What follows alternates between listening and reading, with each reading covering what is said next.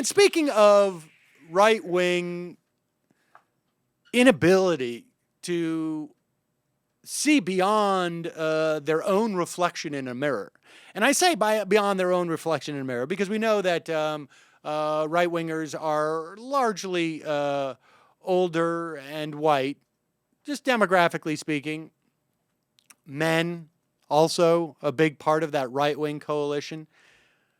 And I talked yesterday at some length in the better half of the program about the right-wing's assault. And we've been talking about this for days. The right-wing assault on women's rights. And this seems to be some type of electoral strategy for them.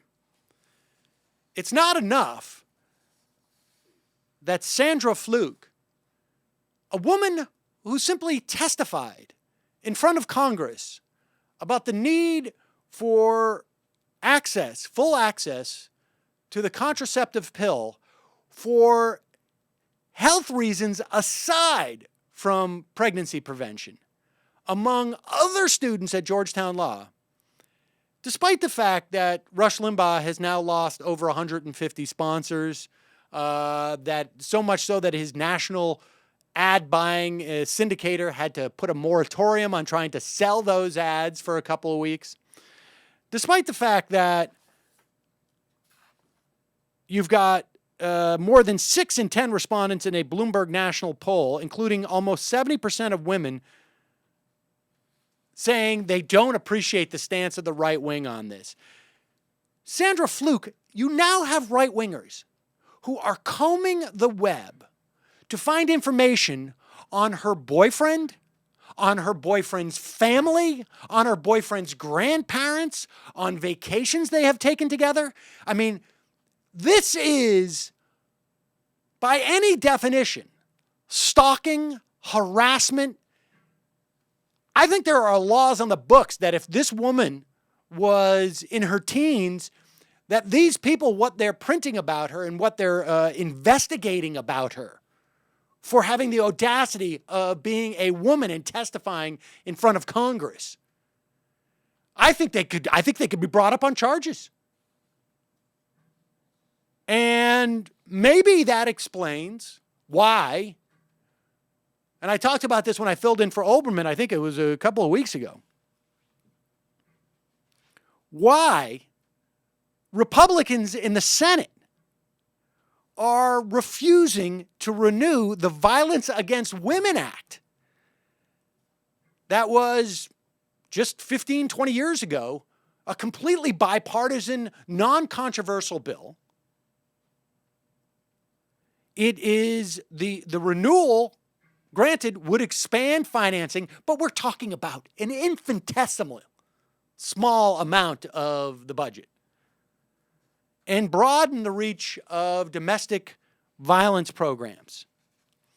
Even Senator Lisa Murkowski of Alaska, a Republican, now granted, she's a woman, so she's not a full-fledged Republican. I think if you're a woman in the Republican Party, you're like a 7/8 full-on, you get voting rights, but you have to raise your hand before you talk to one of your Republican colleagues. Warned her colleagues that the party was at risk of being successfully painted as anti-woman. Really? Really? You know why they're at risk of being painted successfully as anti-woman? Because someone with the least amount of artistic skill, someone without fingers and hands and arms and a mouth and toes, could wedge a paintbrush in between their knees and paint this successfully. The legislation would continue existing grant programs to local enforcement and battered women's shelters. Oh, really? But, here's the big but, it would expand efforts to reach Indian tribes in rural areas. You know, if you're a woman and you're living in a rural area and you can't handle the fact that you're going to get beaten by your domestic partner, you know what? You should move closer to the city. You chose to live out there. You thought it was so nice in the country, or maybe you don't have the money to buy a second house in the city or out in Aspen. You got it coming.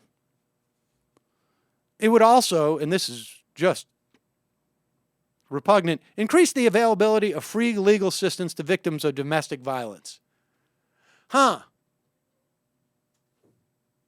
It's not always the case, but I suspect there's a decent amount of cases that when you're being battered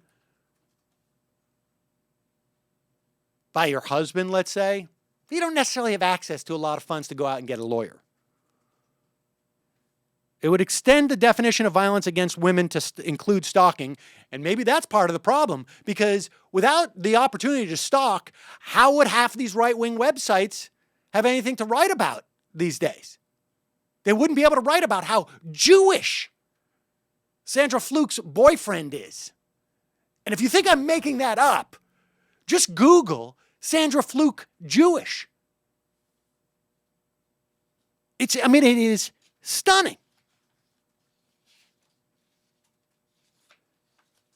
This is what a couple of the 7/8 member of the right-wing crowd, they're 7/8 because they're women, Janice Shaw Krause, a senior fellow at the conservative Concerned Women for America, said her group has been pressing senators hard to oppose reauthorization of the legislation she called a boondoggle.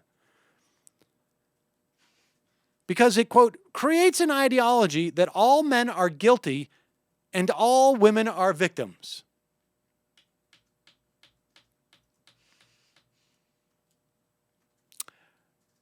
Last month on the conservative website townhall.com, conservative icon Phyllis Schlafly called the Violence Against Women Act a slush fund used to fill feminist coffers, and demanded that Republicans stand up against legislation that, quote, promotes divorce, breakup of marriage, and hatred of men. Well, I hope someone in the Republican Party gave her a nice pat on the head, because for a 7/8 member of the right wing, she really done well. Unbelievable.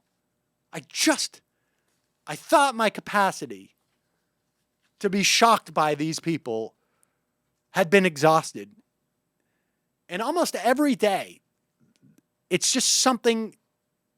It's like spring every day for their vehement hatred of anything or anyone that in some way could help, and again, could help in somehow empower anybody who has not been part of the power structure from which they came.